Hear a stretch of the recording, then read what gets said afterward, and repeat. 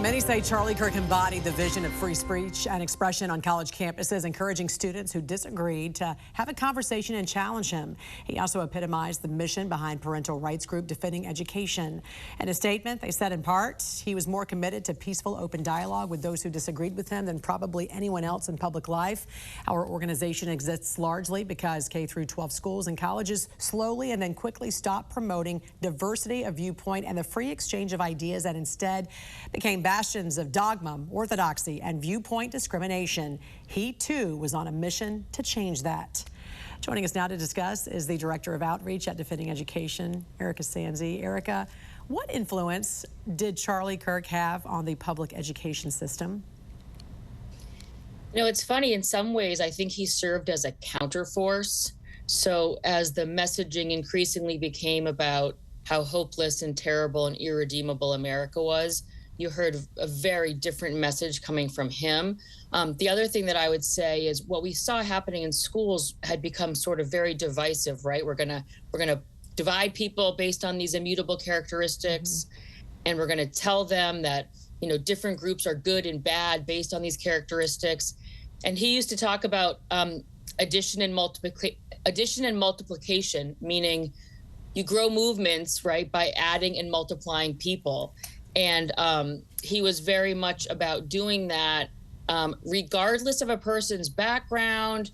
And even when he was very open about his specific values, which happened to be biblical values, there's so many examples of how welcoming he was to people in other communities, because he'd say, well, we agree on, you know, our priorities or the politics.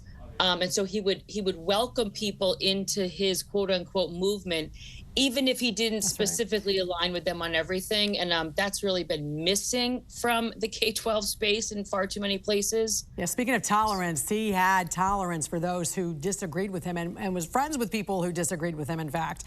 You have 3 teenage sons, so you know the incredible reach he had for millions of kids, especially Gen Zers, who knew him because of their feeds. How has this affected, you know, your sons seeing this? This is a huge deal, and I actually feel like a lot of us almost feel like we don't know how to console and comfort them during this, because for one, a lot of parents and grandparents aren't super, you know, sure of who Charlie Kirk was. They just didn't know him as well. But what they're realizing is that their kids and grandkids, you know, he was a constant presence in their feeds, whether or not they were interested in politics. And they all saw a live stream of him assassinated. You know, it's like the video was unavoidable. So even if you wanted your 16-year-old not to see it, it was virtually impossible. So this is a huge deal for young people, and I think that we need to be very aware of how impacted they are by what has transpired this week. And we need to be there for them. And I'm actually reaching out to people asking almost for help on this, because it's like you feel useless in terms of how do I console and comfort and explain this? You know, in my case, they're 16, 18, and 20, but this is affecting a very large cohort that's younger than I am. Yeah, and you're watching a murder as it happens. That right there. And the videos are everywhere because a lot of people were filming him like they always do.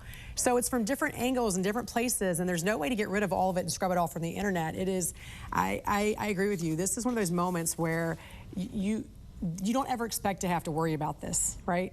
This is not one of those moments you ever expect. I mean, it's like on the one hand, you kind of know that something like this could happen. On the other hand, this was just utterly shocking. Yeah. And I think, I'll speak for myself too, like this has really affected me. I wasn't a regular watcher. I knew him. I would watch him as a guest on shows sometimes, but yet I feel so gutted.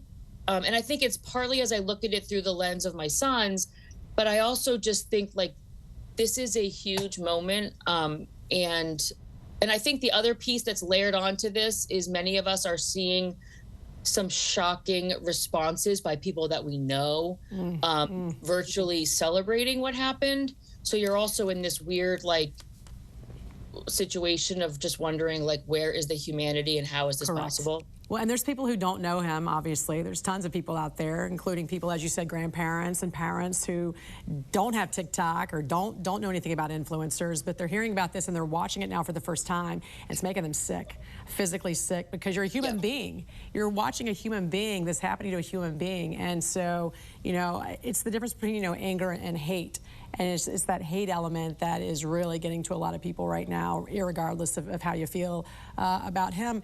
I thought what was so interesting, though, about Charlie is that, you know, his technique was so unique for this generation, this generation that can barely look up from their phones. So he had this dichotomy where he's this digital force with millions of followers, and yet he sets up a tent outside and wants you to come talk to him in person. Why was this so important, do you think? Because his accessibility also, ironically, made him a target as well. Because so many people feel totally shut down and unable to express themselves, right? It's almost like if you don't toe this party line or agree with us or think like us, we don't want to hear from you.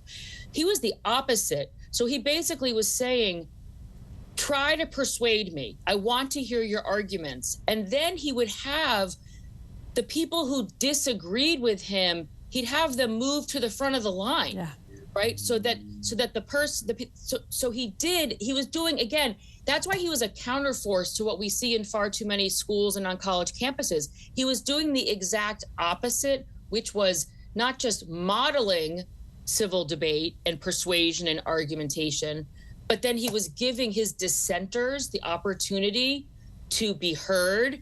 You would sometimes hear him acknowledge when people made a good point. He would often quiet the crowd when they were, you know, kind of like maybe mocking or being cruel to someone. So again, yes, was he provocative? Yes. Was he very funny at times? But you couldn't hide behind a digital screen, though. That was the deal. You had to do it in person, and you had to keep talking. You had to keep talking because he felt like the minute you stopped talking, that's when violence happens, which unfortunately is what happened in this case. All right, Defending Education's Director of Outreach, Erica Sanzi, so great to see you.